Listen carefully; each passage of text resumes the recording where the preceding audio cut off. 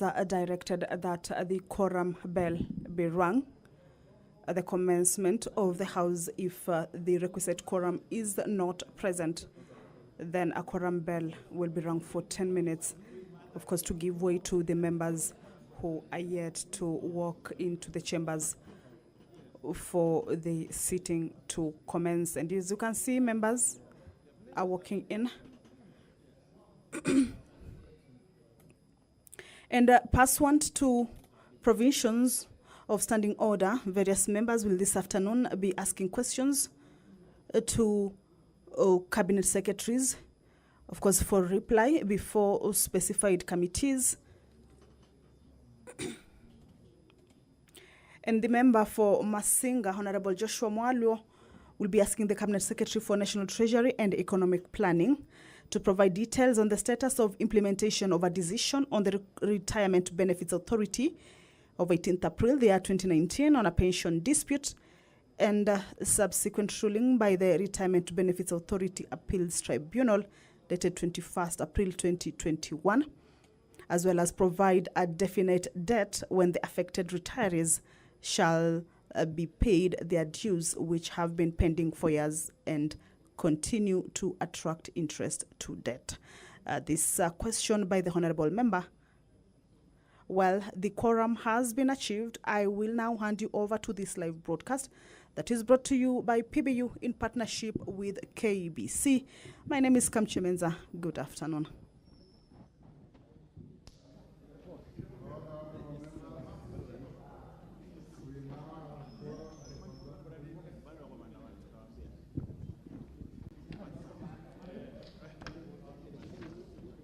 Order number 1, administration of oath. Order number 2, communication from the chair. Order number 3, messages. Order number 4, petitions. Order number 5, papers.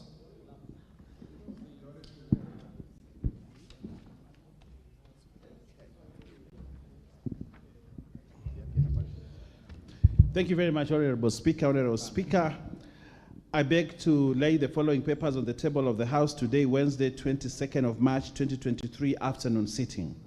1. Report to Parliament on all new loans contracted by Government of Kenya from 1st September 2022 to 31st September 2022 from the National Treasury and Economic Planning. 2. Performance audit report of the Auditor General and the implementation of the Linda Mama Program, National Health Insurance Fund. Performance audit report of the Auditor General on management of fishing activities in Kenya by the Kenya Fisheries Services. Report of the Auditor General on the financial statements in respect of the following institutions for the year ended 30th June 2022. State Department for Tourism, State Department for Wildlife, State Department for Cooperatives, State Department for Crop Development and Agricultural Research, State Department for Livestock, State Department for Social Security and Protection, State Department for Devolution, State Department for Broadcasting and Telecommunication, State Department for Public Works, State Department for Public Service, State Department for Information, Communication, Technology and Innovation, State Department for University Education and Research, Witness Protection Agency, Kenya National Convention Bureau, Land Settlement Fund, Public Trustees of Kenya, Cooperative Societies Liquidation Fund, State Department for Cooperatives, Ministry of Defense, Ministry of Labor, Ministry of Environment and Forestry, Teacher Service Commission, Kenya Urban Support Program, IDA credit number 613 KE, State Department for Housing and Urban Development, Government Press Fund, National Intelligence Service Development Fund, the Judiciary, and lastly, National Youth Service Mechanical and Transport Fund. I lay the paper, Honorable Speaker.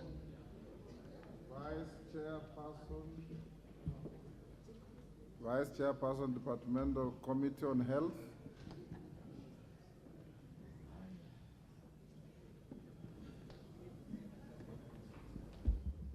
Thank you, Mr. Speaker.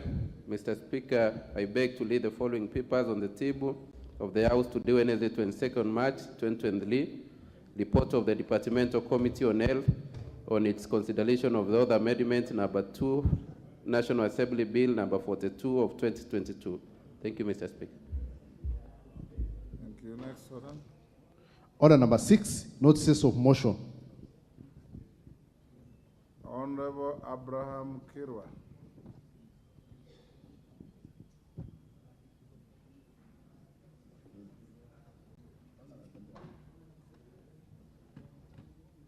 Give the Honorable Kirwa the mic next to you. Yeah. Honorable Speaker, I would like to request the adjournment of the House to discuss loss of property and closure of business due to illegal demonstration.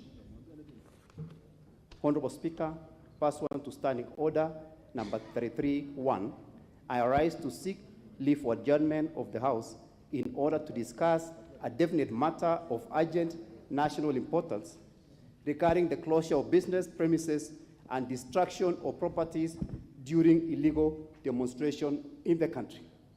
Honorable Speaker, on Monday, 20th March 2023, the country experienced demonstration in various parts of the country, including Nairobi, Mombasa, Kisumu, Nakuru, and Kitale, leading to widespread closure of business, destruction of properties, and injuries of citizens.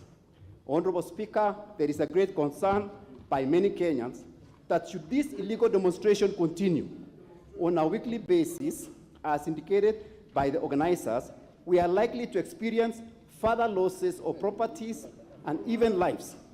Net effect of such closure of business and properties will have a negative effect on the already struggling economy, with the agitators and seeking to improve. In addition, Honorable Speaker, the kind of lawlessness being experienced in urban centers will lead to shifting of investors' interest in our country. The Constitution provides that for every right or freedom guaranteed, there is a corresponding obligation and responsibility. No one should engage in threats, lawlessness, and violence, destruction of property, and obstruction of activities by others in any other way infringing on their rights. Honorable Speaker, it's against this background that I seek leave for the adjournment of the House to discuss this matter of great national concern and deliberate on avenues for the way forward. Thank you, Honorable Speaker.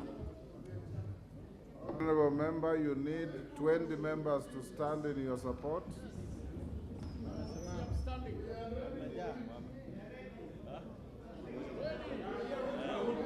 It is overwhelming.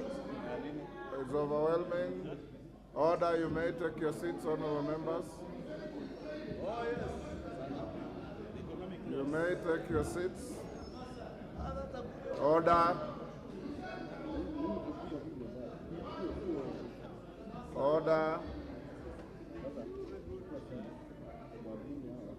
Honorable members, will after the next orders, we'll put the question at order number 8, then go to order number 9. Order, Honorable Wanjala, this is not a public baraza, this is a National Assembly of Kenya, my good friend. If you want to engage a colleague across the aisle, you go to the bar, give the ordinary salutation, cross over, and talk from there. It's more decent that way.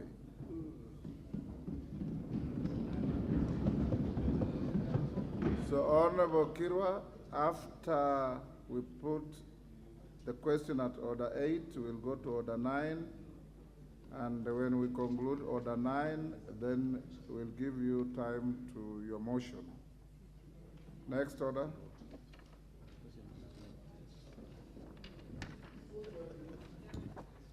Order number 7, questions and statements. Question number 063, the Honorable Member for Baringo Central, Joshua Kandie. Give the Honorable Member the mic. Thank you, Honorable Speaker.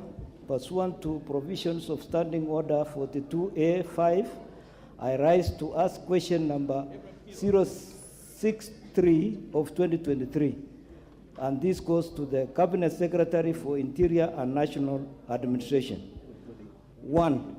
Could the Cabinet Secretary provide details of the total number of foreigners issued with work permits in Kenya and the duration granted for such work permits? 2. Could the Cabinet Secretary provide details of the number and status of foreigners whose work permits expired as at January 2023, and the actions being taken by the ministry to move out foreigners who could be working in the country illegally following the expiry of their work permits? 3. Could the Cabinet Secretary explain the steps being taken by the ministry to ensure foreigners are not issued with work permits for skills that are available in the local labor force in order to reduce unemployment rate among Kenyans? Thank you, Honorable Speaker. Thank you. Departmental Committee on Administration and Internal Security, Chairman. 2 weeks. Question 064, Honorable Joshua Mwalio, MP Masinga. Thank you, Honorable Speaker. I rise to ask the Cabinet Secretary for National Treasury and Economic Planning to explain the reasons for failure by the Kenyatta National Hospital, KNH, superannuation scheme, DB scheme, to settle pensions benefits owed to the retirees and its non-compliance with the updated and applicable calculations of such a pension benefits, and state whether the miscalculations results from misinterpretation of the binding trust deed and the regulation TDR of 2001 and the 2012. Number 2, provide details on the status of implementation of a decision of the Retirement Benefits Authority of 18th April 2019 on a pension dispute and the subsequent ruling by the Retirement Benefits Authority Appeals Tribunal, Arabit AT, dated 21st April 2021.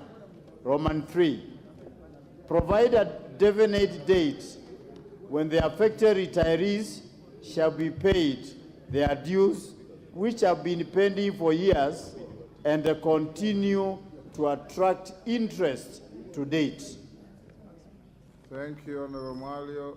Departmental Committee on Finance and National Planning, Chair. Give them 2 weeks.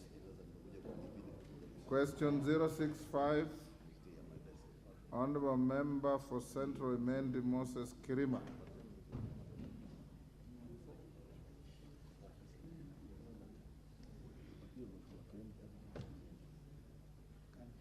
Give the Honorable Member the mic. I'm told they're having challenges with the mics. Thank Okay, you, Mr. Speaker, sir. My question, Mr. Speaker, sir, is directed to the Cabinet Secretary for Lands, Public Works, Housing and Urban Development. When will the disputed boundary between the Tharaka-Nithi and Meru counties along Central Imenti and Tharaka constituencies are going to be demarcated as recommended by the Sakare-Ogongo Land Task Force report of 2009 and further recommended by the Andrew Legale Land Interim Independent Boundaries Review Commission in its report dated 27th November 2010. Second question. Could the Cabinet Secretary explain why residents of Kiamuri B area in Central Imenti constituency are yet to be issued with title deeds despite all preliminary procedures having been concluded in the year 2003, and state when the title deeds will be issued? Thank you, Mr. Speaker. Thank you. Departmental Committee on Lands. Who is the chair? Inform the chair. Johanna Ngeno, is he the chair? Nyamoko, Joash Nyamoko, is he here? Inform him to bring the answer in 2 weeks. Question 066. Peter Salasia, member from Mumias East.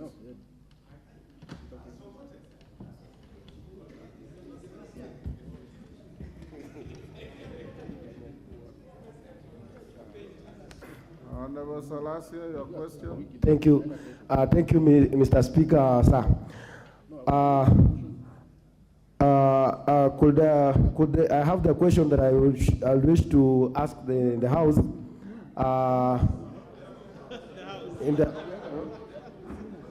To the Cabinet Secretary to respond to this issue, because as you know, as you all are aware, is that everyone is asking when will the price of the fuel get. Honorable Salasia. Yeah. Oh, I just read.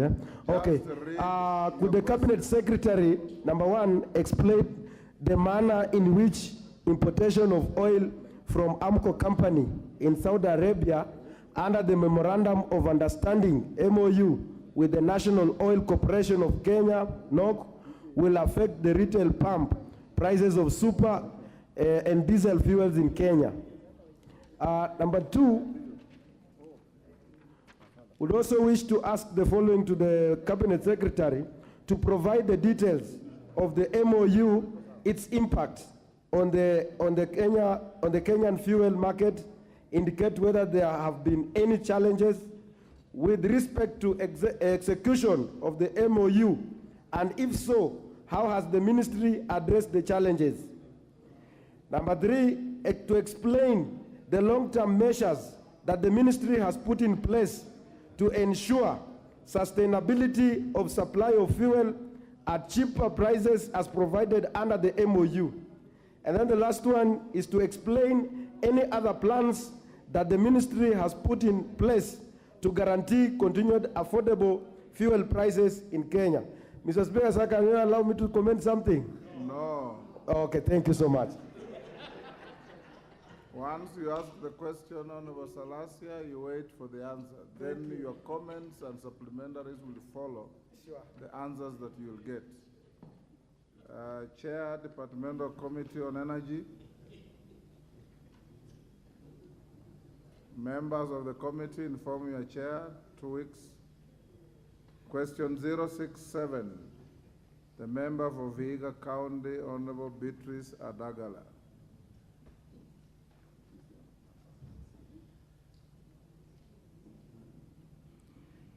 Thank you, Mr. Speaker. Sir, I wish to ask question number 067 of 2023. Could the Cabinet Secretary, one, shed light on the alleged irregular appointment of the Talanta Hela Council and its committees, and provide details of the form and extent of public participation and the interviews conducted before appointing members of the council and the committees. Two, explain whether the appointment of the members of the Talanta Hela Council and its committees took into account the constitutional requirement of ethnic and regional balance in public appointments. Three, explain the measures that the ministry and its related agencies have taken to ensure timely and meaningful remittances of royalties that are owed to Kenyan artists in light of recent reports of misappropriations of funds collected by the Kenya Association of Music Producers, KAMP, Performer Rights Society of Kenya, PRISK, and the Music Copyright Society of Kenya, MCSK. Explain the ownership of the Music Publishers Association of Kenya, MPAKE, and the manner in which MPAKE has utilized or distributed the more than Kenya shillings 100 million in royalties that it has so far collected on behalf of musicians. Shed more light on the applicable term of office and employment for the Chief Executive Officer of the Kenya Copyright Board, KECOBO, who has so far been in office more than 7 years. Lastly, explain the status and details of the ICT tender issued by the Kenya Copyright Board, KECOBO, in conjunction with the collective management organizations on 23rd December 2019 for the supply of National Rights Registry. Thank you, Mr. Speaker. Thank you, Honorable Member. Chair, Departmental Committee on Sports and Culture. Yes, Chairman. 2 weeks. Well guided. Question 068. The Honorable Member for Kipkelion East, Honorable Cherorot Kimtai.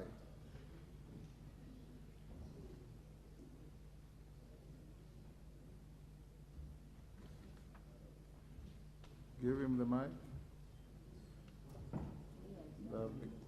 Mama Kericho Songa.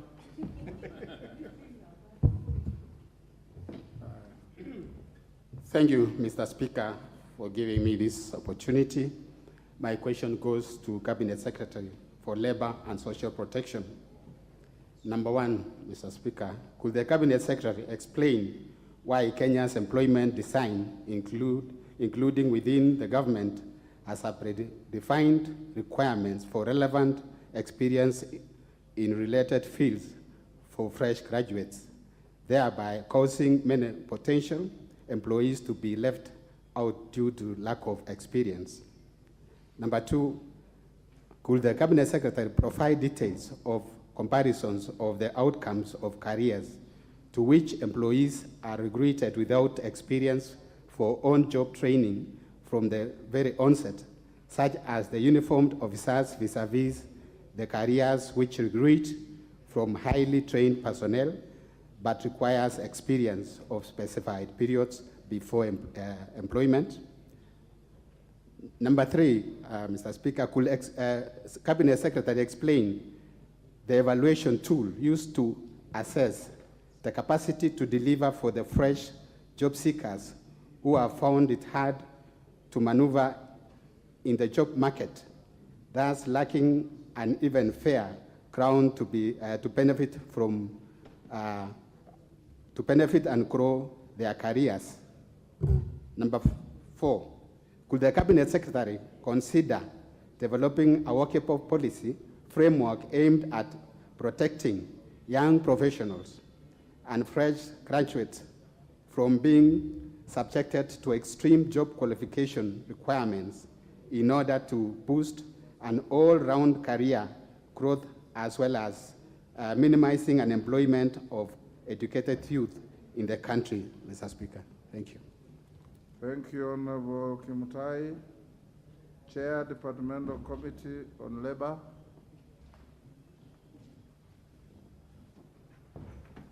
Can members of the committee inform your chair? Thank you. That's the end of the questions. Now, statements. A response to the statement by the Honorable Beatrice Kemei, MP, Kericho County. Chairperson, Committee on Labor, Honorable Karemba. Thank you, Honorable Speaker.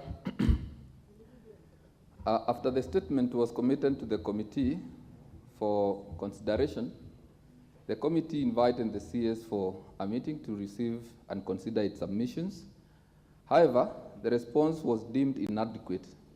The committee thereafter resolved to proceed to Kericho County to receive submissions from the county security team, the management of the two companies, that is James Finley and Ekatera Tea Estate, the shop stewards, and in addition, invited the Ministry of Labor and Social Protection to accompany it for the visit.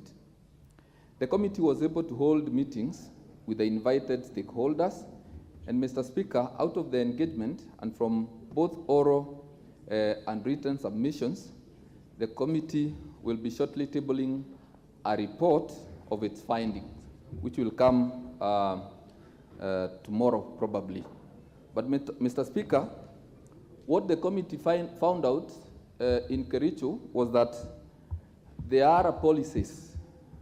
There are enough policies on sexual harassment and exploitation, but while there are policies, we found out that those policies are not fully implemented, as there is a disconnection on the reporting.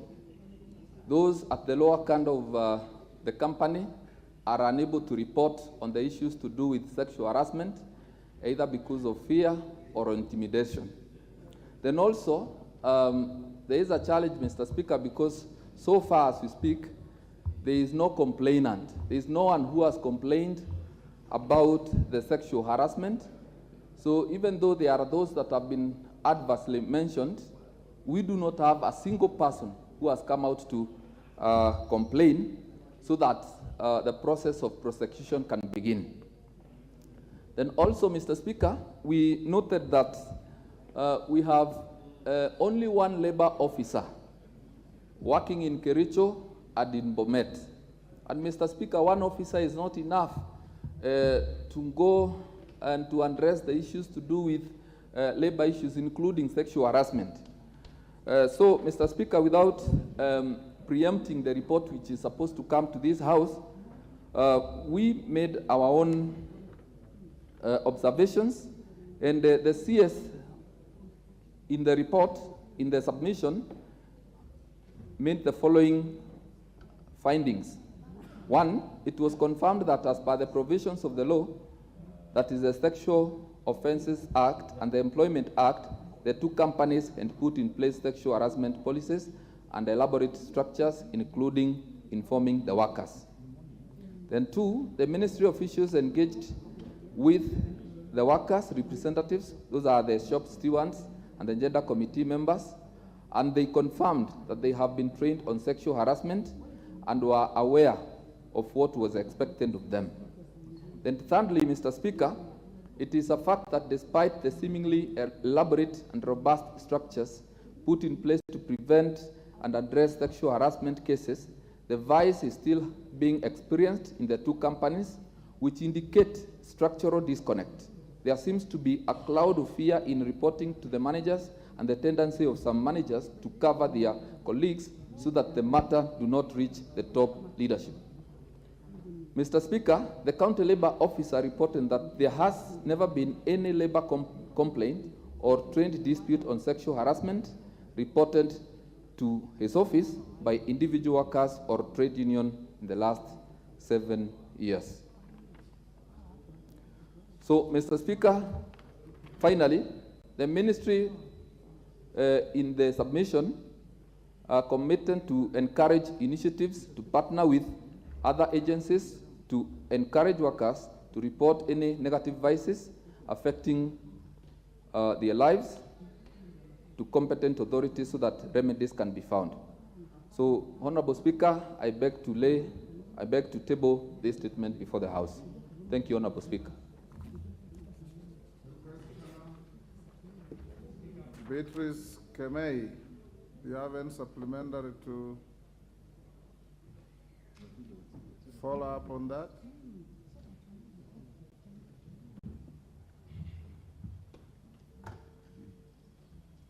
Give Honorable Kemei, there you are, on your left. Okay, thank you, Mr. Speaker.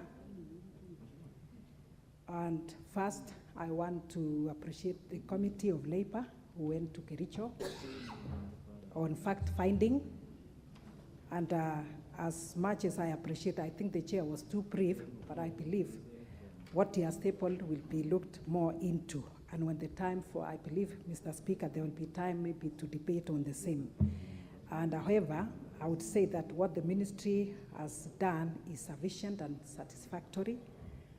But from my experience with the workers, because at least at some point I joined the committee, is the fact that sexual harassment is real and to some extent has been normalized so that some of these workers may not report the cases to the managers. There's also general perception that the people working in the tea estates or the workers in the tea estates are available for sex, which should not be the case. and many of them may not report because of stigmatization. There is that fear of losing their jobs, and that is why they may not come out to report on the same. So from the shop stewards, Mr. Speaker, there's a dislink between them and the managers, the workers and the managers. There's a very wide gap between the two. And from that finding, it is very difficult for the workers to go and talk to the managers. So that one makes it difficult for them to come out very strongly against this, the sexual harassment. And another thing that I also found out when we met with the workers is that many of them, they have their working conditions being poor, their pay is poor, so at some point they yield to those, to whatever advancements. Ms. Kemei, yes, Mr. Speaker. What you should be doing, having listened to the chair of the committee, is areas where you need further clarity. You ask further questions. Thank you. I'm so guided. That he cannot to respond either now or at a later date. As it is, you are also making a statement. Okay, thank you. I'm guided, Mr. Speaker. And my other point of concern is what the management has done in line with the issues of this sexual harassment. If it is real in the ground, what have they done so far that will make sure that it comes to an end or it is reduced, Mr. Speaker? And then the issue of the one officer of labor. What is the plan in line with that, with employment of many of them? Because if it is only one covering Kericho and Bomet, then it is very difficult, and they visit once in a year. So that one is difficult. What is the plan in line with that? Employing more of this so that they are able to reach issues of sexual harassment among many, many others. Thank you, Mr. Speaker. Hassan Kamkunji, on the same issue?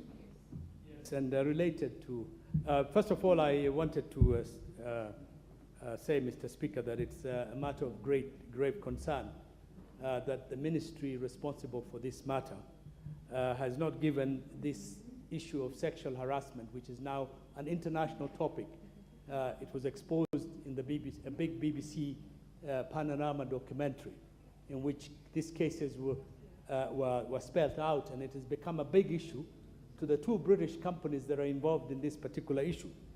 And then, in addition to that, Mr. Speaker, I did ask you in a statement, I requested that this lack of proper response to questions and statement by the various ministries that we have raised here is a matter of major concern, because it appears as if the executive, the cabinet secretaries are not taking this house very seriously.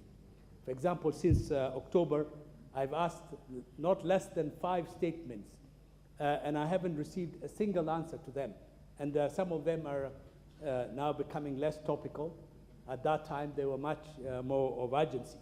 So I had requested for your guidance on how we should address this particular problem, because I see here in the House that many of the questions or the statements are not answered to the satisfaction of the Member of Parliament. And there's no opportunity to interrogate and engage the cabinet secretaries directly or in committee sessions.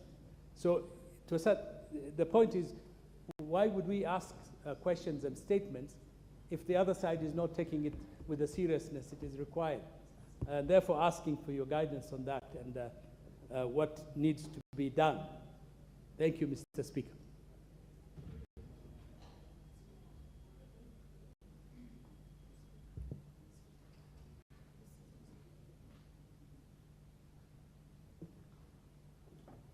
Honorable Hassan, I hear you, and your concern, you have raised it with me. Remember that the amendments to the standing orders for ministers to appear before this House to answer to your questions takes effect from tomorrow. But since tomorrow you are taking a short recess, as soon as we come back after recess, members of cabinet will start appearing here to answer your questions. In the amendments to the standing orders and the motion you passed here, you did say that questions that were asked before 23rd will be answered in committees. Now, I will direct the clerk to compile all the questions that are pending before committees and furnish the list to my office so that we can give further direction to the chairman of committees, including your 5 questions. Thank you. Yes, Madam Wangari, Gilgil. Thank you, Mr. Speaker. Karemba, you should take the supplementaries. When it's done, I'll give you an opportunity. Thank you, Mr. Speaker, for the opportunity. And I also want to join Honorable Hassan in noting that this issue was not a matter of Kericho. It was a national issue. It was an international issue. And matters sexual assault, Mr. Speaker, are not easy even for the women to report. And that is why you would see no direct complainant, because they fear for their lives, they fear for their families, they even fear losing their jobs, which are very scarce, Mr. Speaker. But my follow-up question, Mr. Speaker, is that we saw in that BBC documentary or expose that some same people who actually were harassing these women were reciting the anti-harassment laws in the companies. So my question would be, and follow-up question would be, what has these 2 companies done at all in terms of implementing their own regulations, in terms of summoning those managers, Mr. Speaker? And more importantly, the trust to our institutions, the DCI, just from that BBC documentary, and we can get even that reporter who is a Kenyan to actually be under oath. Can that serve as a way of starting instituting measures to stem this very rampant issue in that region? Thank you, Mr. Speaker. Karemba.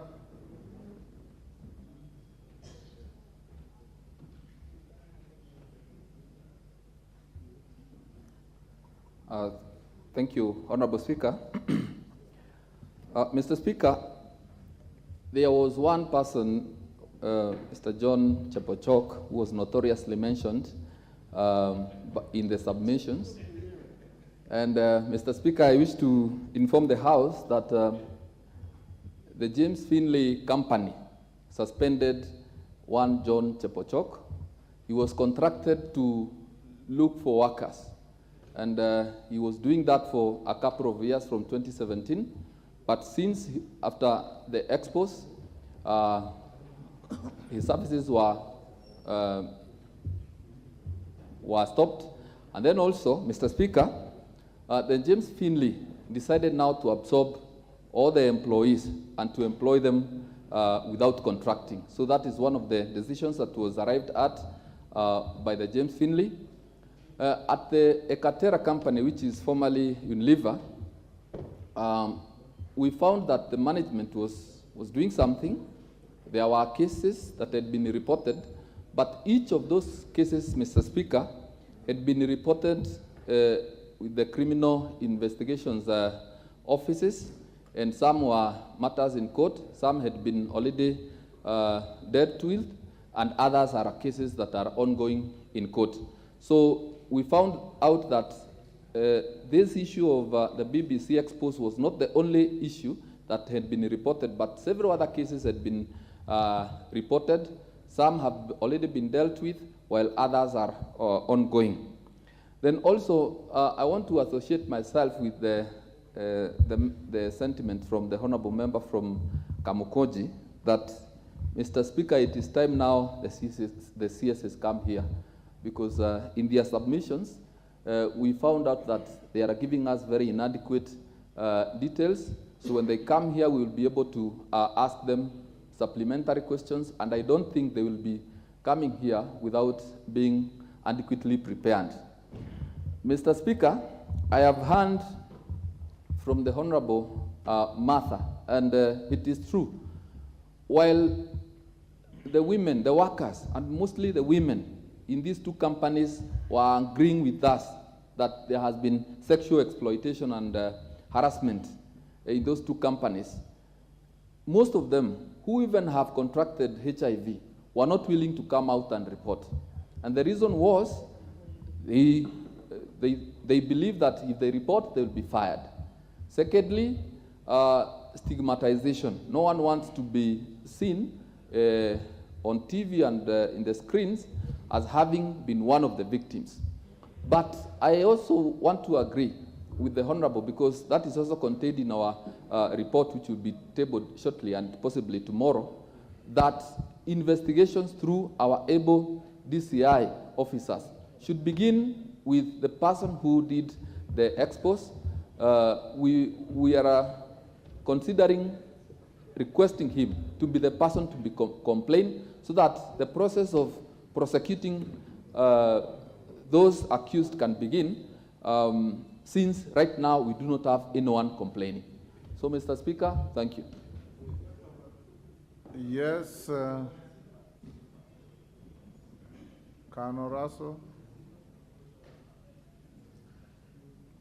Give the mic to Honorable Russell. Thank you very much, Honorable Speaker.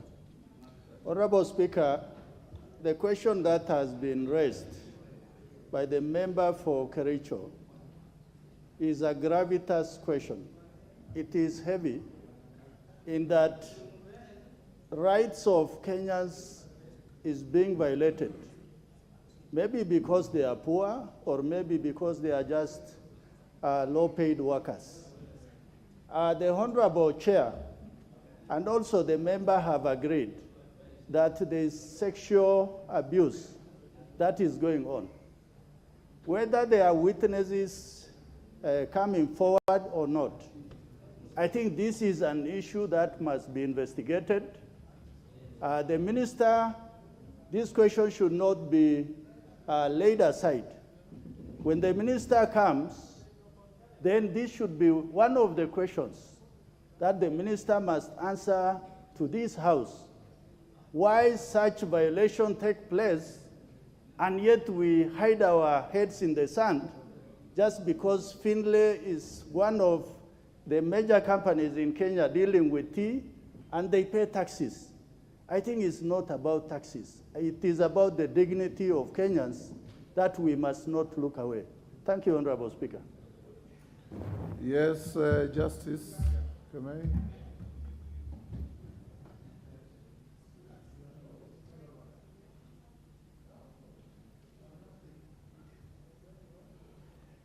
Give the mic to Honorable Kemei.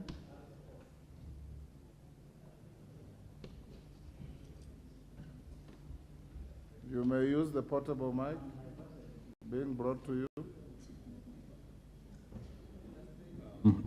Thank you, Mr. Speaker, for the opportunity you've given me. I also want to add my voice on sexual exploitation by the multinationals that are based in Kericho. Mr. Speaker, out of desperation, our people go to the tea estates to seek for employment.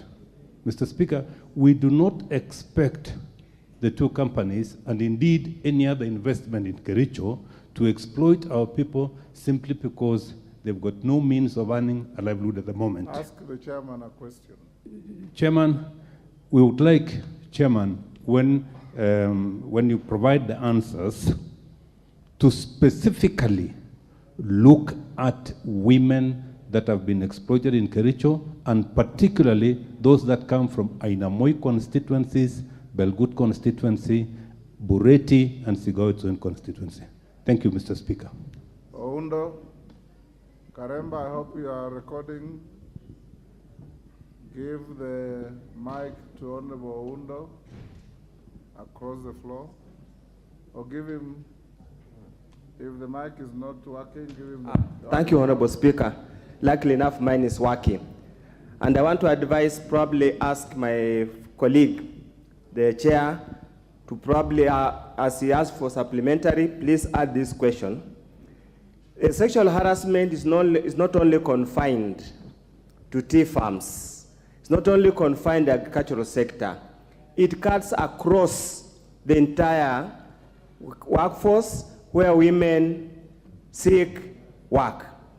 What is the ministry doing to sensitize women, whether affected or not, to be courageous enough and report the cases to the labor officers? Because indeed, Honorable Speaker, keeping quiet only damages and entrenches the practice. But if the women can come out boldly and complain and stand up for their right, we'll eliminate these sexual violence cases. Honorable Speaker, occasionally receive complaints that so-and-so has refused to employ me because I've not accepted to his advances, which is a very demeaning, humiliating exercise. What is the ministry doing to sensitize women, build the capacity to ensure that women speak loudly on the same? Finally, Honorable Speaker, we have women reps in this parliament, 47 of them. Where is their voice? Where is the combined and concerted voice in respect of the rampant case of sexual harassment amongst women workers in this country? Thank you, Honorable Speaker. To be fair to the women, this question was brought by a woman rep of Kericho. So that comment is not entirely fair, Honorable Undo. Elachi, give Karemba, you are recording the interventions. Thank you. And supplementaries.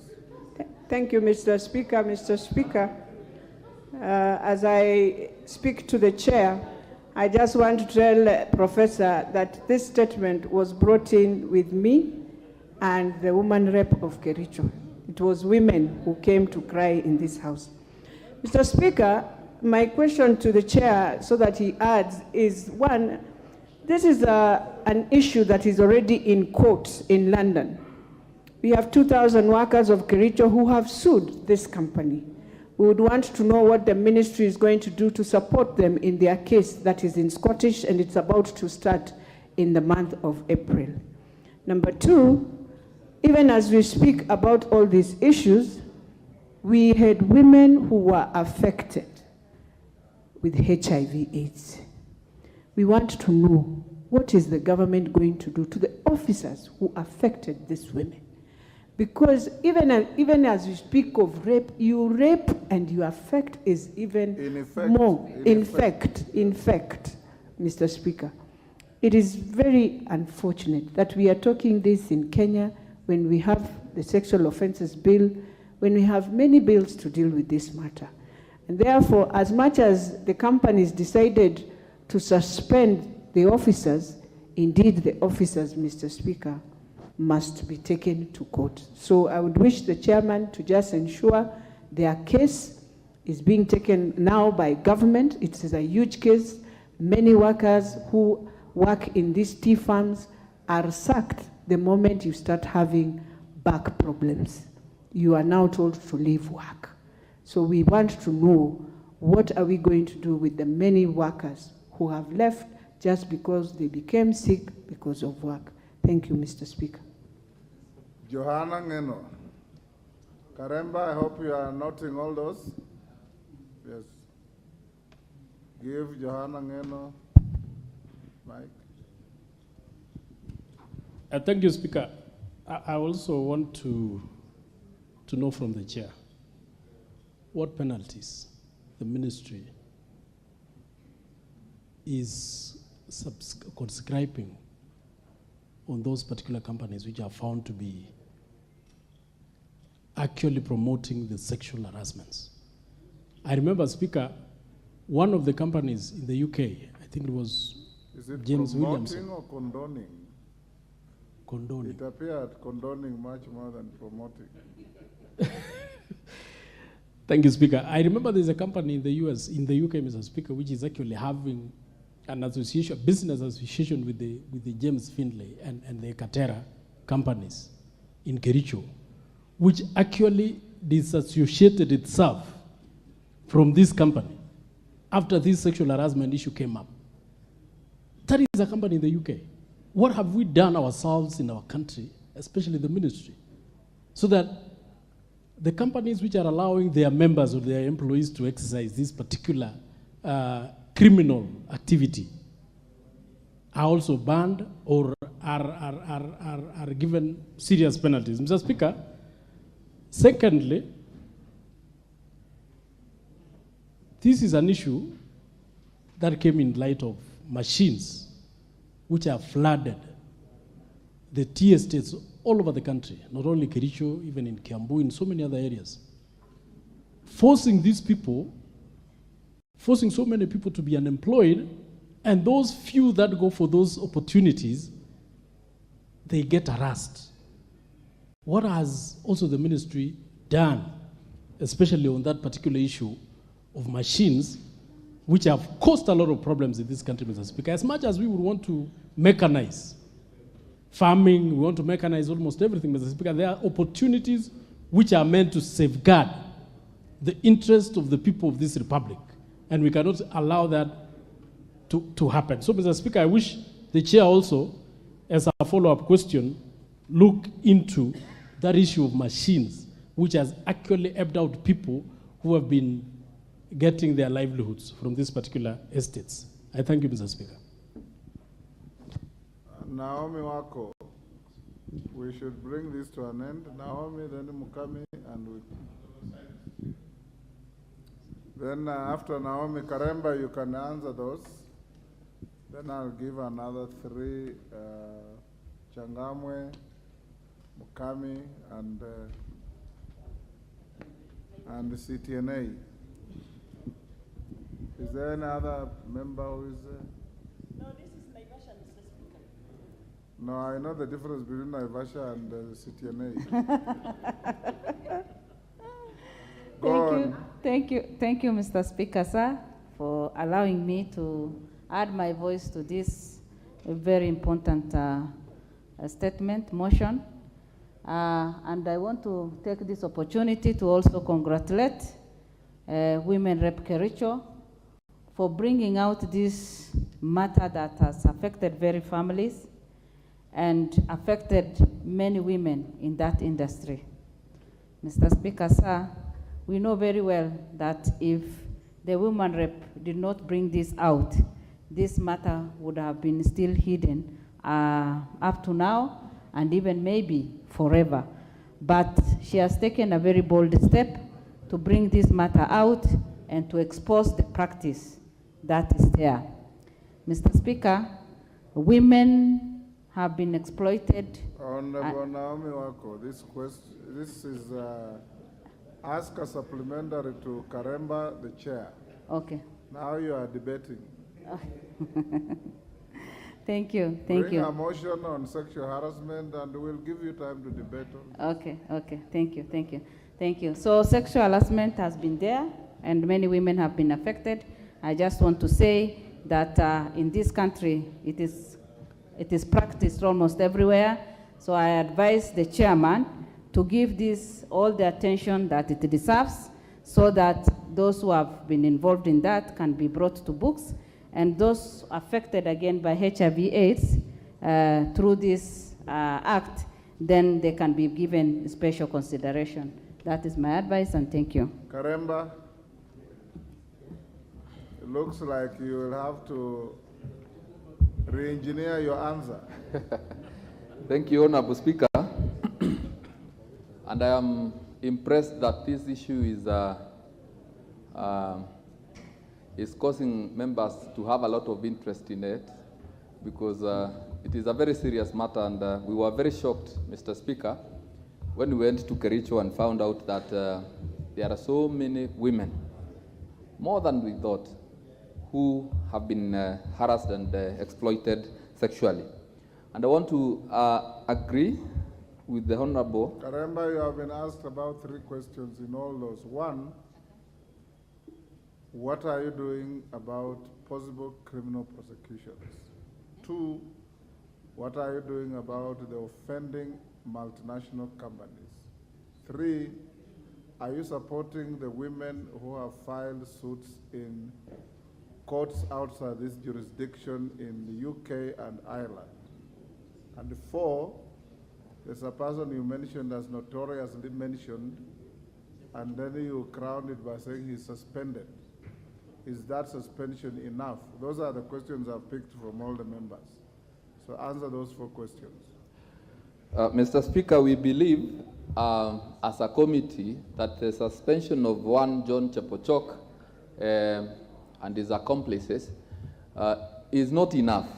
We believe that the DCI should go ahead and prosecute one John Chepochok and those others that have been mentioned adversely in those reports. Excellent. Your committee right to the DCI to that Yes. effect. Yes.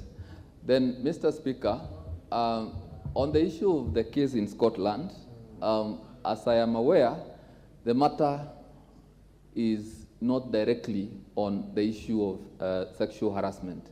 It has to do with the workers have sued the company because it has exposed them to harm and injury, not specifically sexual harassment. Okay. Then finally, Mr. Speaker, those companies should be fined locally. We have seen the interest that we have gotten from multinationals, from companies from Europe and the US, who have questioned on the cost, on the true cost of our tea in Kenya. And so we recommend, Mr. Speaker, that the Ministry of Labor goes down to these 2 companies and inflicts them with penalties, Mr. Speaker. Thank you. Can we close here? I saw several, Changamwe, CTNA, Mukami, Naivasha. And who is the member at the back? Waluke. Let's have those, then we close there. Changamwe. Thank you, Mr. Speaker. Mine is to ask the chair to satisfy us as to what the ministry is going to do, or what is the ministry doing to make the labor officers friendly and, of course, approachable, because all these issues are as a result of labor officers who are not cooperative, who are not workers friendly, and that is why nothing is actually known about this. So what is the ministry doing to make sure the labor officers in the field are friendly and are also approachable and are also helpful as well? Thank you, Mr. Chairman, Mr. Speaker.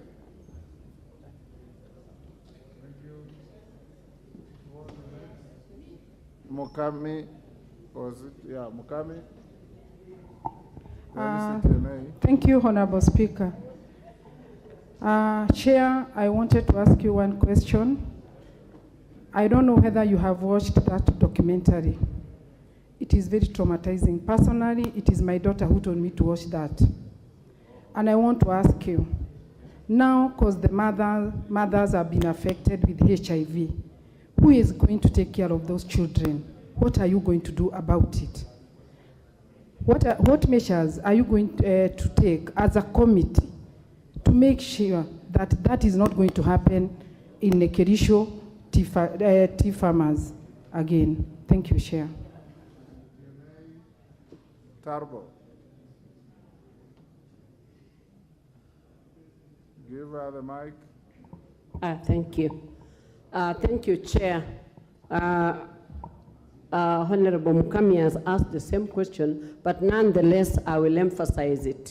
One, I would want to ask the Chair, Honorable Speaker, whether there are plans to ensure that the other women that were not able to come out openly, to send a medical team to be able to assist them investigating and also help them go to the health centers or to the hospitals for further treatment? Because I know there must be women who may have been affected by STDs and they are not able to come out to go to hospitals. Number two, I would want to ask to emphasize the question of compensation to the women who are infected by HIV. Is there plans or are there recommendations within your report that ask the company to actually compensate the families of those women who are infected by HIV/AIDS? Thank you, Honorable Speaker. Member for Naivasha. Thank you, Mr. Speaker. As I applaud Member for Kericho, this is a problem that goes beyond Kericho because of the stigma and shame. I would like to ask the chair whether as a ministry they would consider that all sexual harassment cases on defilement or whatever can be done in camera so that women come out. Because women never come out. Even at police stations, they are not able to report. There is already a law, Jen, that provides for that. Thank you very much. I start guided. But this has, then they have to do advocacy because women do not know. That's why they don't come out to That's report. where Aundo comes in. Now the women reps, the 47 of you, we finance you as government to sensitize our women to come out and report these heinous transgressions to their privacy. Please do your work and ensure that you hold public clinics, you hire lawyers, and you ensure that the justice wheel turns quickly against offenders. Waluke, yes, Waluke. Kogo, I'll give you the last after Waluke. Thank you, Honorable Speaker. Chair, I want to ask you a question because you said that some cases have been dealt with. Can you tell this House, because the results are already out, you know the outcome of the case that were dealt with, to tell us how is the results of those cases that were dealt with? Thank you, Honorable Speaker. Lastly, Kogo, you'll be the very last on this. Karemba, be ready to answer. Honorable members. Thank you so much, Honorable Speaker, for giving me an opportunity to add my voice to what is being asked to the Honorable Chair.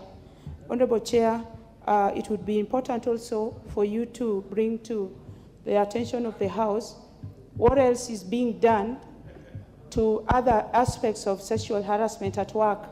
We have had cases of sex for fish, which was earlier talked about at the plenary. Has this also been put together, Honorable Chair, with the sex for work at the Kericho farms? And I can hear emphasis being put, Honorable Speaker, on the need for women representatives to be part of the sensitization program. A matter of sex is a matter of concern for everyone. And other than the women representatives, we have women members of parliament who represent single constituencies. So it cannot be overemphasized as if we were not in a position to do the same. So when this is done, let all the leadership, in any case, the harassment is done by the men. So let the men also be more involved in it, Honorable Speaker, so that we collectively put our voice to it as leaders. I thank you. Chairman. Thank you, Honorable Speaker. And Mr. Speaker, I wish to state that the issue of sex for fish has not been brought to our attention, and we would gladly wish that if there is such an issue, let it be brought before our committee, and we will expedite on it. Then on the issue of the supplementary questions, Mr. Speaker, this committee, I commit on behalf of the committee that we will forward the questions to the ministry for further information and submissions. But Mr. Speaker, I need to mention that the labor officers are not unfriendly. They are friendly, but they are inadequate. I said that we have only one labor officer operating in Kericho at Bomet. And one officer is not enough. So what we have done is that we have recommended, we have made a recommendation to the Ministry of Labor to give additional labor officers so that they can be able to attend to issues to do with labor issues. Then, Mr. Speaker, on the issue of the many women who have been infected with HIV, we have recommended the Ministry of Gender to conduct awareness campaigns in those tea farms, and not just those two, James Finlay, Ekatera, and those other estates, because we have several estates in Kericho, Bomet, and other places in the country, working together with the women, the county women members of parliament, so that they create awareness to the women and also to men on issues to do with HIV and possibly what they should do to be in good health. Then, Mr. Speaker, looking into this matter and seeing the interest that we have in this matter, actually one of the recommendations that we were making is, since these issues have been reported for a number of years, and it is only just the other day that this expose was done, we are considering a full inquiry into issues to do with sexual harassment and exploitation, so that we can fully understand. Because, Mr. Speaker, if we give all the attention to this investigation through a full inquiry, we'll be able to get even more details that will be helpful to this House and to this country. So, Mr. Speaker, I'm delighted that the women in this House have really wanted to contribute in this issue, and I wish to invite them. We are going to table the report possibly tomorrow. I wish to invite them so that when the report is officially tabled, they can come in and contribute to the report. I was worried, Mr. Speaker, when we did an investigation in Kericho at Bomet, and I didn't hear the voice of Kewopa. They didn't speak into this issue, Mr. Speaker. I was very worried. I am glad that they are now very interested, and many thanks to the Honorable Beatrice Kemei for bringing that matter to this House. I invite all the women in this House to draw the attention to this report, which we will table tomorrow, so that they can help us, so that we help the women of Kenya. Thank you, Mr. Speaker.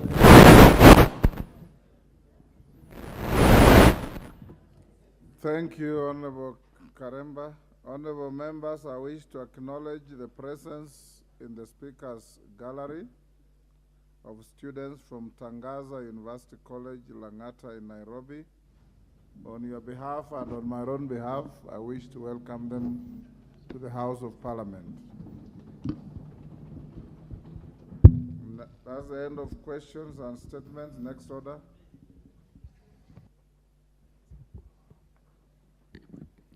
Order number 8, motion, report of sessions of the Organization of Africa, Caribbean and Pacific States and the European Union Joint Parliamentary Assembly. Question to be put. Honorable members, I now beg to put the question on order number 8, that this House notes the report of the 61st session of the Organization of Africa, Caribbean and Pacific, OACPS, Parliamentary Assembly, and the 42nd session of the SCPE Joint Parliamentary Assembly, laid on the table of the House on Wednesday, November 30th, 2022. Will as many as of that opinion say aye? Will those of the contrary opinion say nay? The ayes have it. Next order.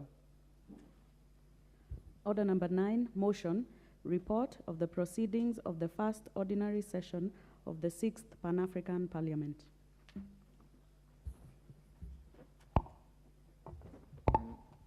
Who is moving this? Thank you, Honorable Speaker. Honorable Speaker. Honorable Mukami, before you move the motion like I directed, you'll move your motion, it will be debated depending on which comes first. If it is concluded before 5:30, then we will go straight to the motion of the member for Mosop. If you will still be debating by 5:30, we'll truncate the debate and go to the motion of the member for Mosop, and your motion will be stayed to continue tomorrow afternoon. You may proceed to move your motion. Thank you, Honorable Speaker. Honorable Speaker, I beg to move the motion, report of the proceedings of the first ordinary session of the 6th Pan-African Parliament. Honorable Speaker, I beg to move that this House notes the report of the Kenyan delegation to the Pan-African Parliament, PAP, on the proceeding of the first ordinary session of the 6th Parliament, laid on the table of the House on Tuesday, 28th February 2023. Honorable Speaker, the first ordinary session of the 6th Parliament of the Pan-African Parliament took place on 23rd October 2023 to 12 November 2022 at the Galafa Convention Center, Midrad, South Africa. The session was held up under the African Union theme of the year, Building the Resilience, Nutrition on African Continent, Accelerate the Human Capital, Social and Economical Development. The Kenya delegation to this meeting comprised of the following: Senator Danson Mugatana, leader of the delegation, Senator Professor Margaret Kamal, myself, Joseph Karasinga Majibo, and Hon Esther Mudhoni Pasaris. Honorable Speaker, the session was graced by the following dignitaries: Hon Leonard Ramola, Minister for Justice and Correction Services, who represented the President of the Republic of South Africa. Retired Honorable Dr. Sidie Mohamed, Tunis Speaker of the Economic Community of the West Africa States. Retired Honorable Fatou Lahi, Speaker of Palestine National Council, and retired Hon Baroness Patricia Scottrad, Secretary General of the Commonwealth. During the session, the PAP undertook swearing in of new members.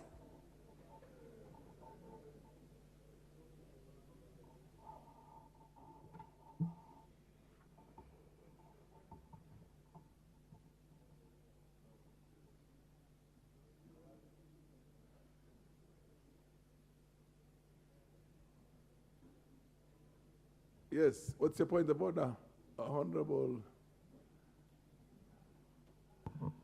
Honorable Speaker, I'm starting on a point of order on starting order number 212D. Yes. And I want to raise to the attention of this House and yourself, Honorable Speaker, that the mandate of the Committee on Regional Integration, number D, is to examine the records of all relevant debates and the solution of the meetings of the Pan-African Parliament, the African, Caribbean, and Pacific European Union Joint Parliamentary Assembly, and other regional integration bodies. Honorable Speaker, it has become a norm in this House that such debates are brought to this House and they do not find their way in the Committee of Regional Integration, and we do not interact with any of this kind of debate, and none of my members even attend the delegation.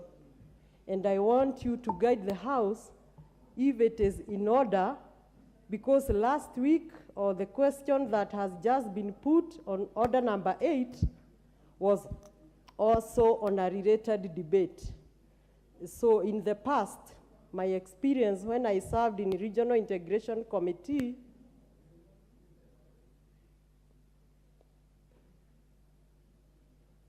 Honorable Speaker, in 11th Parliament, when I served in Regional Integration Committee, these debates and these kind of records always came to our committee. We debated, and so members were able to debate fruity-free here in the House.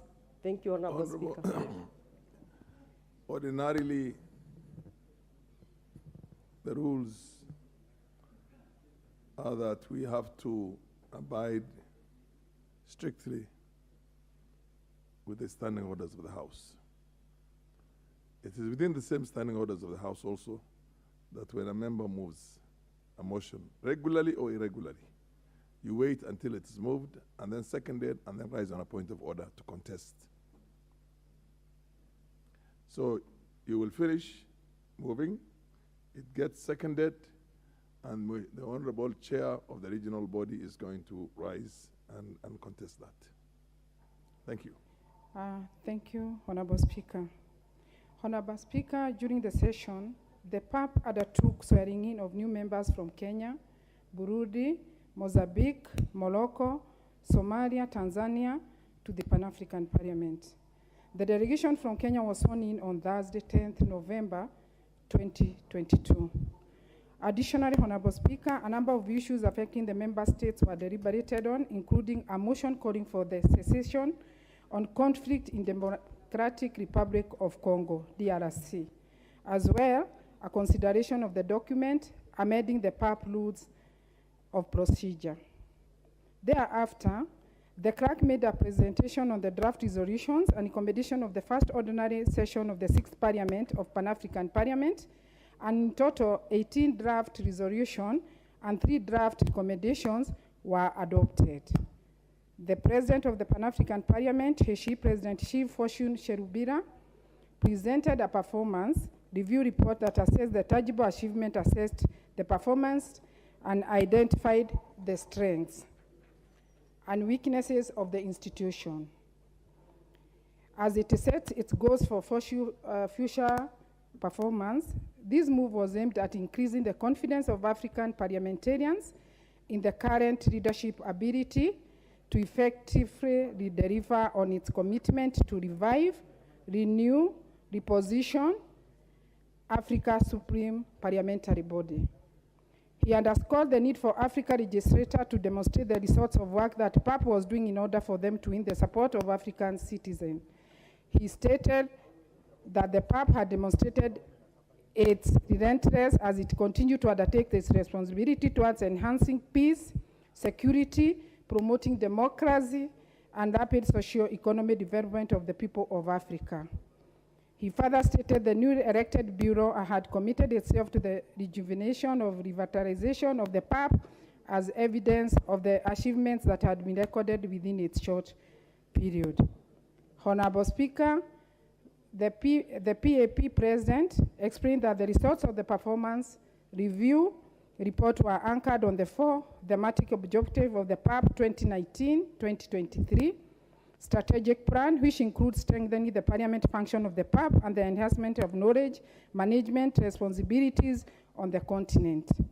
The report highlighted the following key initiatives and results: the entrenchment of the principle of rotation in election of the Bureau and Bureaus of the 6th Parliament of the PAP, hosting of the first meeting of the permanent standing committees, the strategic reorientation workshop for members of Parliament, the development of model laws, participation in the 41st ordinary session of the Executive Council and the 4th mid-coordination meeting of African Union and regional economic communities, hosting of the 11th conference of the speakers of regional and national parliament in Africa, hosting the 4th meeting of Secretaries General of Africa Parliament.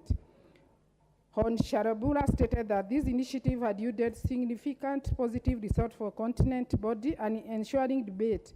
The legislators' robust submission centered on ratification of the Malabo Protocol, budgetary constraints faced by Parliament, and the urgent need for parliamentarians to discuss issues aimed at improving the livelihoods of African citizens. In conclusion, Honorable Speaker, the Pan-African Parliament adopted the following resolution on 4th November 2022. A draft resolution congratulating the Federal Republic of Ethiopia and Tigray People Liberation Front on the signing of peace agreement. Resolution on solidarity, support to the government and the people of Republic of Mozambique. Resolution of Pan-African Parliament support to the East African crude oil pipeline project. resolution calling for the immediate lifting of unilateral economic sanctions imposed on Zimbabwe government by the United States, United Kingdom, and the European Union.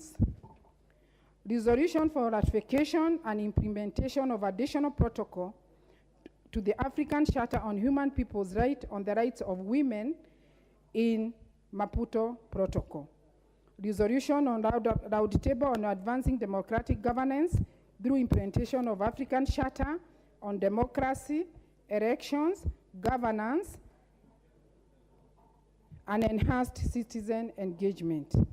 Resolution on labor migration, resolution on Africa Continental Free Trade Area, resolution on adoption of model on food nutrition in Africa, resolution on model police law for Africa, resolution on elimination of harmful practices related to the accusation of witchcraft and ritual attacks, resolution on the promotion of ratification of the protocol on persons with disability and the protocol of older persons, resolution on the formulation of a model law on labor migration in Africa, model law on gender parity in Africa, and model law on statelessness.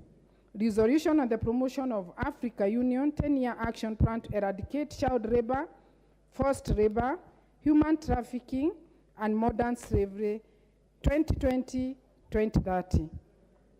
Resolution on development of model law on cooperatives in Africa.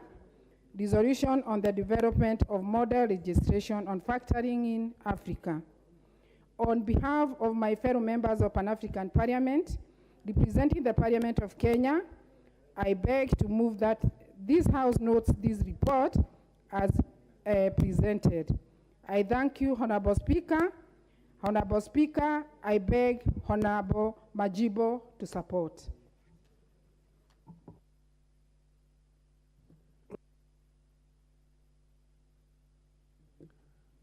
Who is seconding? Okay, proceed and second. Thank you, Mr. Speaker. I rise to second this motion. And I rise to second this motion, Mr. Speaker, based on the importance and duties of this Pan-African Parliament in the African Economic Community as so dedicated and adopted, Mr. Speaker, having brought forward to the rules and regulations of the procedure on how to make that treaty, Mr. Speaker, that established the AEC to the Pan-African Parliament and the rules of the procedure, Mr. Speaker. Mr. Speaker, also, I want also to come out clear that this Pan-African Parliament and its establishment, Mr. Speaker, it's actually to tackle the essential challenges that affect Africa. Essential challenges affecting Africa, Mr. Speaker, range from the diverse languages we get in Africa from the diverse colonialists that took Africa its interest, Mr. Speaker. You realize, Mr. Speaker, that Africa being one color, but we have different languages. Pan-African Parliament is aimed at looking at how to unite with the diverse kind of languages we have and make Africa as one. Mr. Speaker, also this Pan-African Parliament has also what it does to widen and deepen the integration of African states. And also, Mr. Speaker, when we look at the report that was put forward, Mr. Speaker, Pan-African Parliament looked at how we can, as Africa, be independent from, Mr. Speaker, the sanctions of foreign nations sanctioned on Africa because of what Africa does good and deems good for itself. Mr. Speaker, therefore, Mr. Speaker, without taking much time, since I'm just coming up to second this motion, I had come to this level, Mr. Speaker, because PAP, as an institution, brought out the domestication of the international law, African domestication of the international law on how to put forward the labor movement and how we must be treated outside than here. Mr. Speaker, you realize that we have those who move from Africa to other continents to look for jobs and mistreated there so badly, Mr. Speaker. So this is part of the concern that was put forward, Mr. Speaker, on the floor of the House. And finally, Mr. Speaker, Pan-African Parliament, which sits in Midrand, South Africa, Johannesburg, Mr. Speaker, has extended the invitation of His Excellency, the President of the Republic of Kenya, in May, Mr. Speaker, to officiate the opening of its parliament, to give Kenya, and that's how Kenya is given respect, Mr. Speaker, in the African continent. It's taken as one of the biggest economy in Africa, and we feel proud of it. Finally, Mr. Speaker, Kenya was respected for presenting 3 women and 2 men, Mr. Speaker. It was given the respect in Africa for checking gender, taking women very serious. That's giving out the fact that we are given, and that's why we are respected from Mr. Speaker. Therefore, Mr. Speaker, without much ado, I come here, Mr. Speaker, and second this motion. Thank you, Mr. Speaker.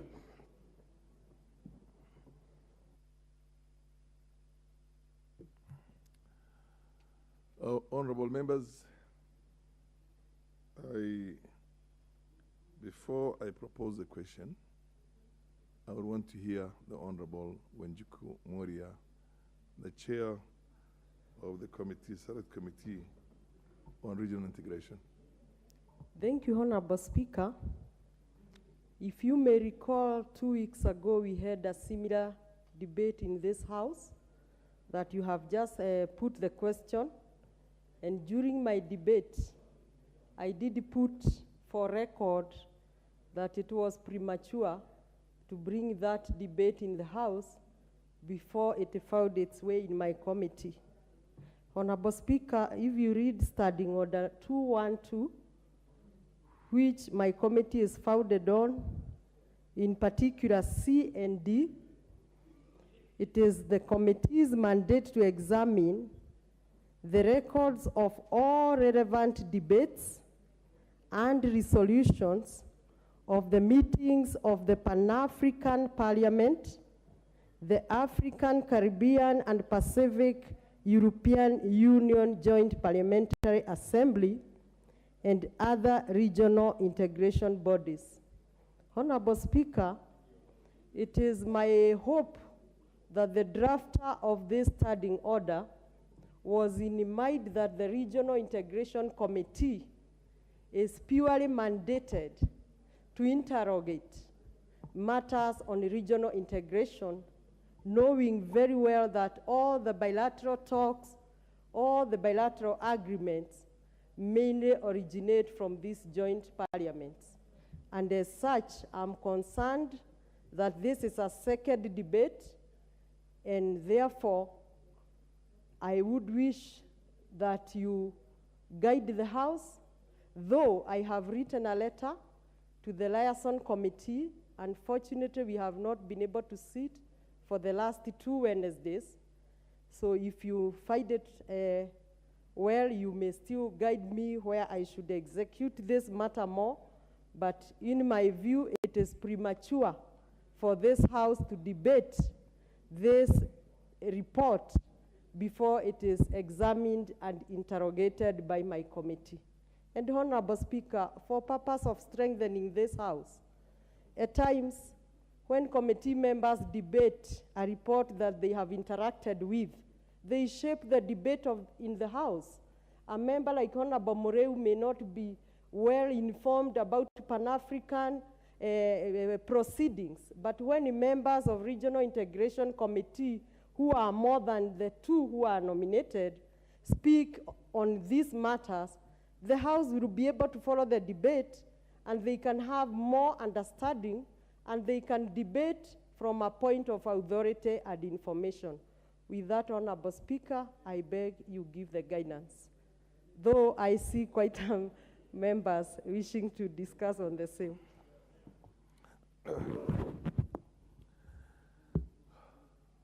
Honorable members, here is an issue that merits a communication from the chair. Indeed, Standing Order number 2012-212,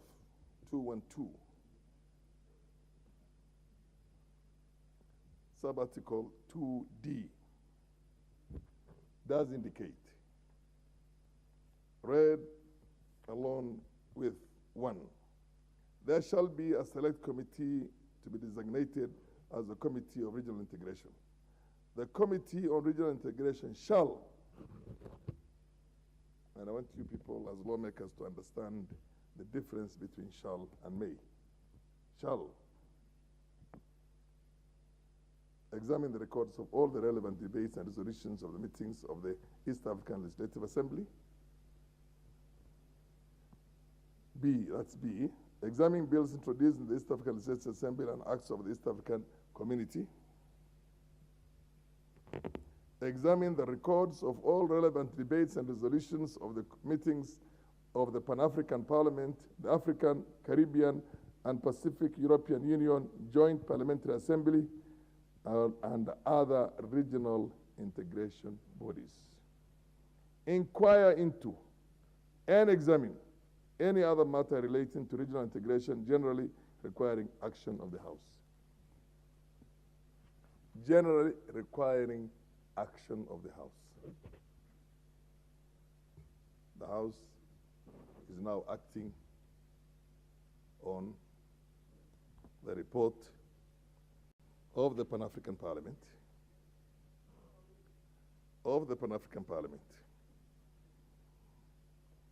It is my considered opinion that these reports are supposed to be examined by that relevant committee on integration before it's brought to the floor of the House.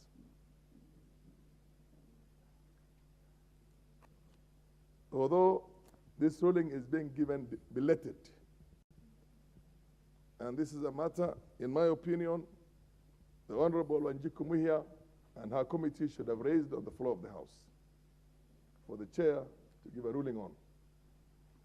And in the process, we have created almost a quasi-tradition of debating these things before they come to your committee, including the one which was tabled, debated, and even the question was put and passed.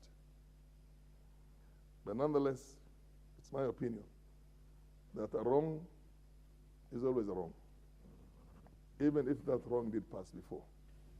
And under the circumstances, I'm saying that debate on this matter is going to be adjourned until such a time that this committee takes order. It's going to be adjourned, and I'm not going to propose the question, because the moment I propose the question, it becomes a substantive business of the House. And then this report is taken to that relevant committee on integration, then subsequently brought to the House for us to continue with the debate, for the question to be proposed and the matter to be debated.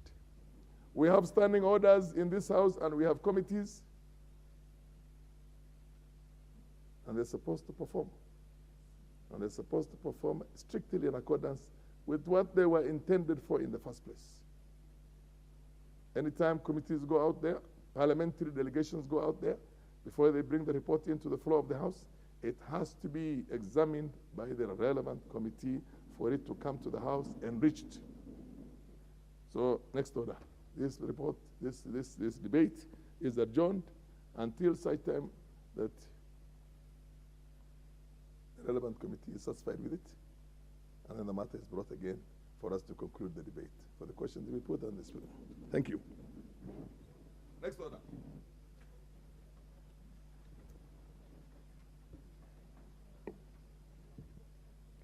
Order number 10.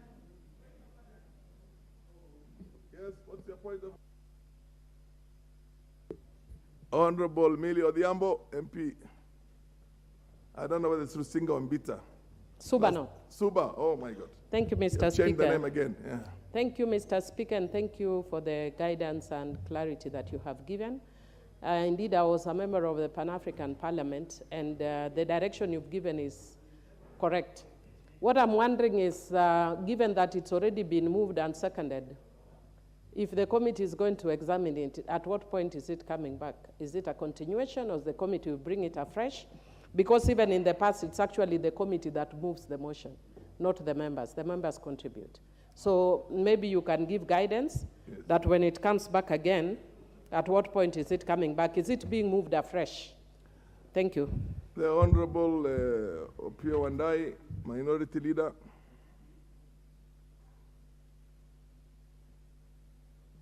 Mr. Speaker, whereas I agree with your ruling, largely, to a large extent, because we must also establish order and procedures that can stand the test of time. And I'm very convinced that the committee chaired by the Honorable Wanjiku Muhia is capable of doing that examination. Mr. Speaker, my only question is, what would such examination, especially of a report which has already been put together by a delegation of this House, entail? What would that examination entail? And what kind of latitude does the committee have in such circumstances? For instance, does it have the latitude to reject, to amend, or otherwise vary? What does the examination really entail? That is important, because otherwise you shall be giving the committee a carte blanche that they may be unable to see what to do with. Thank you, Mr. Speaker. The Honorable Piondai. The standing orders were framed. And in this country, when it comes to laws, standing orders, traditions, let's always go back to the intent, the spirit, and the object of the framers of that. When in their own wisdom, or in our own wisdom, we were creating standing orders, we not only said examine the records of all the relevant debates, examine. We went again and said inquire into and examine any other matter relating. The presumption is that this Committee on Regional Integration will have to go through all these reports before they come to the floor of the House. Enrich it, debate it within themselves, and only then shall it become a substantive part of this, or rather business of this House, for the House to debate from an informed position when the committee created for that purpose has put in its own inputs into it. That, I understand, I think, is the object of putting this into our standing orders. And it's very clear. It says the committee will enhance the role of the involvement of the House. Enhance the role of the involvement of the House. It is not left entirely to the delegations that went out there. And I want to agree pretty much with what Millie has said. In the intensification and the development of the integration process, this committee has that among other objects. So the examination is there, the inquiry is there, the enhancement is there. This committee has been given that role to look into these reports before they come into the floor of the House, for it to become a substantive part of this, and for them also to, in addition to it, contribute. Millie Odhiambo says that during her time, that actually the committee used to move this. I stand to be guided on that, because when I was here last time, which is 10 years ago, this was not the standing orders that we're using. We're using different standing orders. But it's my opinion in this case, both from a legal standpoint, from a practice also, that the committee is not supposed to do all the examinations, the inquiry, and the enhancement of the rest of it, of the report, just for nothing, for the heck of it. That committee must play its role in this House. And I direct, order, honorable members, order, I direct that this report be taken to the committee on regional integration, and this substantive, this motion, this business again, to be brought back.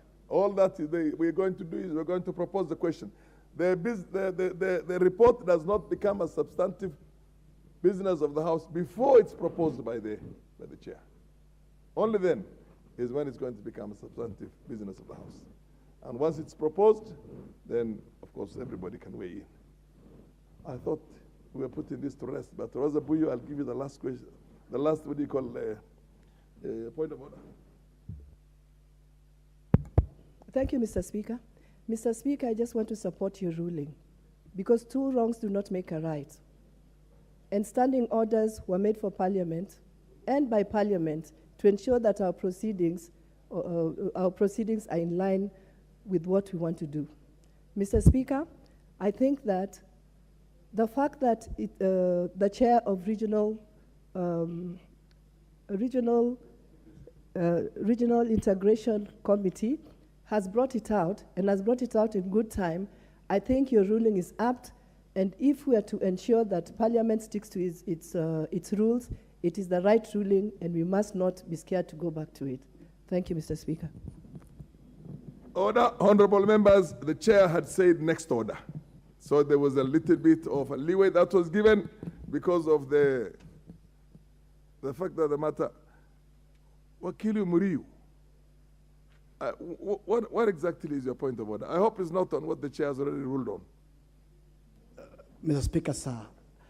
And let's also not use this as an intellectual, exercise. Mine was to give your hand a better glove. Yes. On your ruling. Bearing by the fact that understanding order 212D, it's clear. And as my colleague has said, Mheshimiwa Mboyo has said, making two wrongs does not make one right. And therefore, this is a house of rules, is a house of procedure, and I think the writers and the drafters of the standing orders are very clear that for a matter to become substantive before this house, the chair of that committee must own it and bring before this committee. So at least again, there is a wider consensus, a wider understanding of those matters. So, Mr. Speaker, sir, I just want to give you a glove on your hand, on your ruling, what you have said, and support it. Thank you so much. Yes, that was actually raised mentioned by the Honorable Emilia Odhiambo, the MP for Suba, and I think that is an area which I totally agree with you. Order, honorable members. I think we have disposed of that business.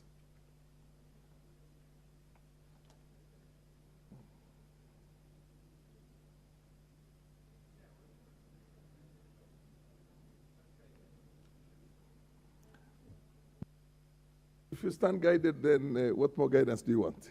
You've already been guided. Okay, go ahead. Kalasinga. Thank you very much, Mr. Speaker. And Mr. Speaker, I want to thank your ruling. It is a ruling that opens eyes to a lot of things that we need to be following as procedure of the House. And Mr. Speaker, also we stand advised. When the House that we work for, this very honorable House, prepares an order paper and puts an item, it becomes the property of this House, only to be told late that it's not supposed to be. Mr. Speaker, this could have advised us from the beginning. Even this did not have reached this point. Speaker, and Pan-African Parliament, you know it, is an independent parliament. Thank you, Mr. Speaker, we stand guided, but that should be informed. Thank you. Procedurally, even the order paper wouldn't have been prepared to put this question, this statement here, Mr. Speaker. Thank you, Mr. Speaker. Not an honorable member.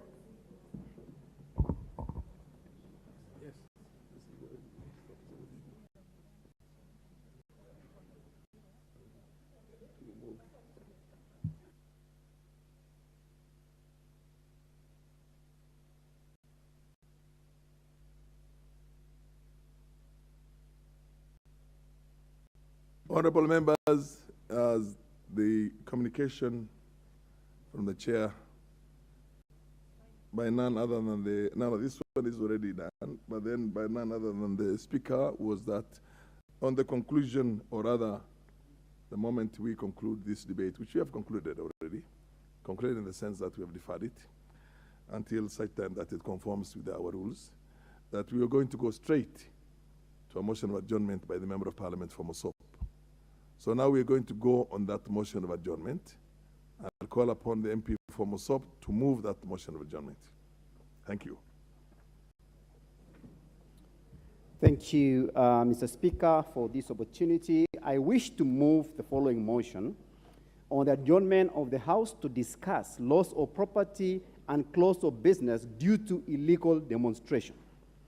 Honorable Speaker, pursuant to Standing Order number 33-1, I rise to seek leave to adjourn of the House in order to discuss a definite matter of urgent national importance regarding closure of business premises and destruction of properties during illegal demonstration in the country. Honorable Speaker, on Monday 20th March 2023, the country experienced demonstration in various parts, including Nairobi, Mombasa, Kisumu, Nakuru, and Kitale, leading to widespread closure of business, destruction and properties, and injuries to citizens.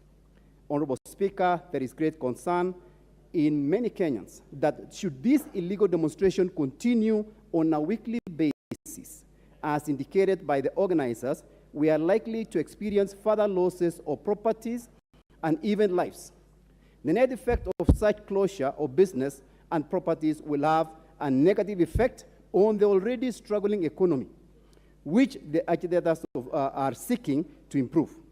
In addition, Mr. Speaker, the kind of lawlessness being experienced in urban centers will lead to shifting of investors' interest in our country. The Constitution provides that for every right or freedom guaranteed, there is a corresponding obligation and responsibility. No one should engage in threats, lawlessness, violence, destruction of property, and obstruction of activities by others or in any other verifying infringe in their rights and freedoms. And as such, Honorable Speaker, I want to make it very clear, because on August the 9th of 2022, this country, Mr. Speaker, had an election. And we had a president who was confirmed as the president of this republic. Mr. Speaker, the loser of the election decided to move to the Supreme Court, and in the Supreme Court, it was affirmed that the winner, for sure, was the winner of the election. And as such, Mr. Speaker, the issue of calling for demonstration and this illegal demonstration throughout the country is causing a lot of anxiety, is causing a lot of destruction of properties unnecessarily, Mr. Speaker. So I appeal, and I am seeking the Inspector General, the Cabinet Secretary of Interior, to enforce law to its maximum. Because this weekend, or the last 2 days, this weekend, Mr. Speaker, on the 20th, that was on Monday, properties in Kisumu was banned, looting took place, we ended up losing millions of shillings in the process, and it wasn't necessary for us to go through that route.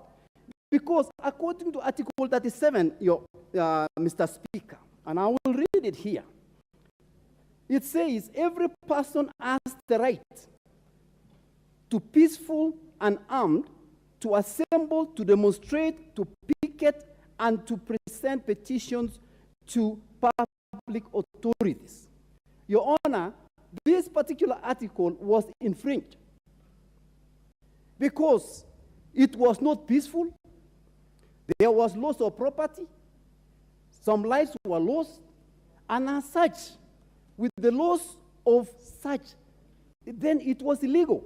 And as such, the party and the leadership that led the demonstration should be made liable to pay the damages, Mr. Speaker. The party and the leaders who organized and led the demonstration should be liable to take care of it. We lost about 2 billion shillings here in Nairobi because so many businesses were closed. Many people didn't go to their jobs. Mama Mboga, Boda Boda, they stayed in their homes. So they lost so much revenue.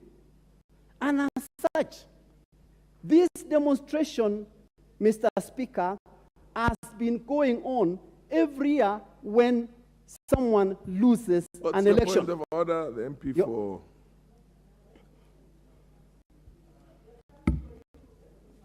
Order, order, there's a point of order. Yes.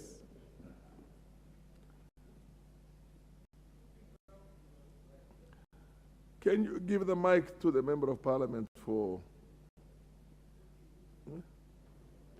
Honorable Chair, I know we shall substantively discuss this at the right time, the issue that has been advanced by my colleague here, but he talks about a particular amount of 2 billion shillings. Can he substantiate by providing data as to who carried out the valuation and arrived at 2 billion shillings as the amount that was lost on Monday, Honorable Speaker? I thank you. Continue. Thank you, Mr. Speaker. And as I said, the damages that the country incurred due to illegal demonstration in various parts of this country is in excess. If we were to call all the retailers who closed their businesses for fear of looting, because there were businesses that were looted and they lost millions. But we are talking of about a country-wide where we lost a lot of money. In excess, if we were able to just, it would be more. But my appeal and my request is that the individuals who organized, the individuals who led, which is in this case the leaders of Azimio Party, should be held responsible to pay for the damages. Because if this continues on a weekly basis, Mr. Speaker, it will bring this country to a standstill. And as such, as responsible leaders, then measures has to be put in place to make sure that nobody wakes up one morning just because they lost an election and say, I'm going to go to demonstration. Because if we did an election and for sure we had a winner, democracy may not be the best system, but it is the best that we have. If you compare it to socialism, tyrannism, and many other systems, democracy is the best, and it says once we've declared a winner, then the rest of the losers have to accept, and we move until the next election. But it has become a pattern that when someone loses an election, the next thing it does is to call a demonstration so that they can either have a portion of the government. So the only option is to have them pay or compensate the losers or the people who are losing their property, their businesses, and even lives. Because what is the government doing? The IG, Inspector General, has been given responsibility to make sure and enforce that there is peace in the country. So that if there is such demonstration that is illegal and also not peaceful, they should be able to enforce law, arrest those people who exactly are doing the demonstration, who are causing mayhem, because if it was peaceful, we could not have lost life. If it was peaceful, they would not be looting. If it was peaceful, people would not be closing their businesses. So I urge the CS of Interior, I urge the IG to continue to make sure the rest of the Kenyans will continue to enjoy their rights to live in this country and do business in this country. Mr. Speaker, this week there were some investors who were present in the country. When this chaos started and demonstrations started, they decided to get their tickets and go back. And they decided Kenya may not be the best place to invest. And as such, Mr. Speaker, if we continue to lose tourists, if we continue to lose investors, when is this economy going to recover? Why do we allow one individual or a few individuals to continue to cause instability, to continue to cause loss of revenue? And we know the claims that they are saying that we want the servers to be open. The servers are there. You go to the website of IEBC, you'll be able to see the results that was declared at the polling station are the forms that you will need. There is nothing like a server to be open. So, Mr. Speaker, I wish to continue to urge the government that is in place to instill and make sure the peace is prevailing in this nation. We cannot agree every week we are closing businesses. Every week we are not able to do anything in Nairobi, in Eldoret, in Kisumu, just because somebody has declared it is a public holiday. So let's go and demonstrate. As such, I am just requesting that we continue to discuss as we discuss this particular motion, but in real facts, we want the Inspector General, the police all over the country. And I want to commend the police, regardless of all the pressure that they were putting, all the demonstration.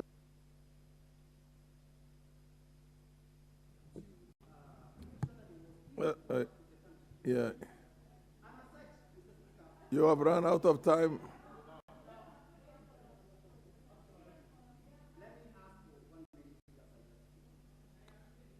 Fair enough. Order.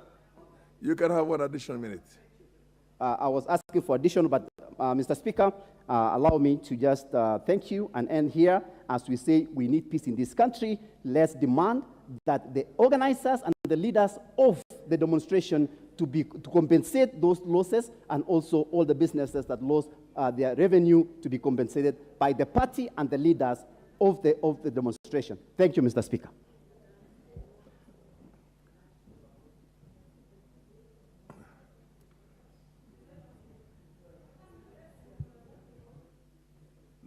The Honorable, each one of you, I think, will have 5 minutes.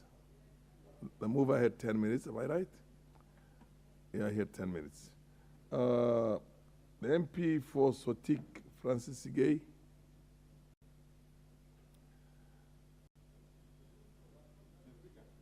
Ordinarily,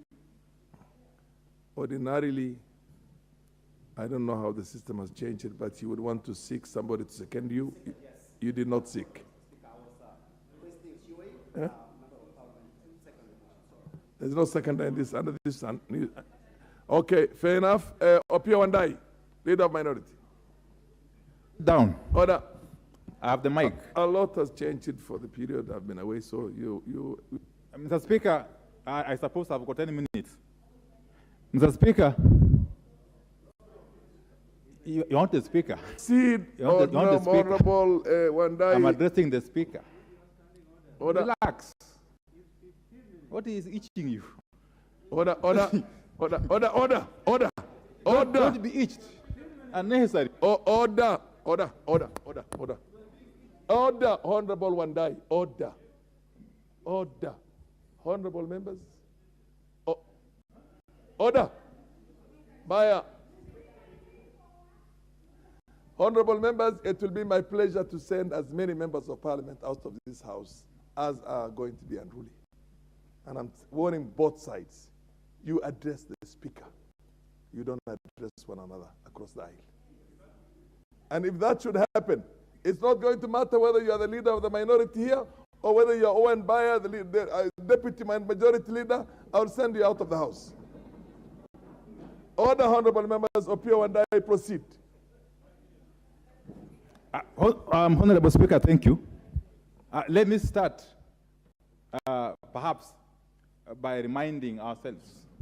You know, in this country, Mr. Speaker, there are people who perhaps have not yet internalized the import of our very progressive 2010 Constitution. And therefore, they are perhaps living in the past. Mr. Speaker, the provisions of Article 37 of our Constitution are so clear, are so unambiguous, that they require no further interpretation. Even a lay person would tell you that that article of the Constitution gives Kenyans unfettered rights to go about their business of demonstrating, picketing, and expressing themselves in whichever they want, whichever way they want. Mr. Speaker, therefore, any other statute law or edict by whomsoever, including the police service, that purports to suspend or otherwise deny the enjoyment of the right enshrined in Article 37 of the Constitution is unconstitutional, null and void ab initio. Moreover, Mr. Speaker, I want to suppose, perhaps, even if there was any element of illegality in the mass action of Monday, 20th March, it is not for the National Police Service or any person or any other person to proclaim that illegality. The National Police Service and Mr. Svi Bungei has got no authority whatsoever under the Constitution to declare any meeting or any mass action illegal. If he felt the mass action was going to be illegal, the best thing would be to go to court and seek appropriate orders.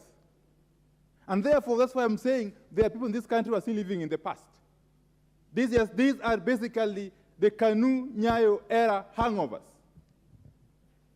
which have taken too long to shed off, Mr. Speaker.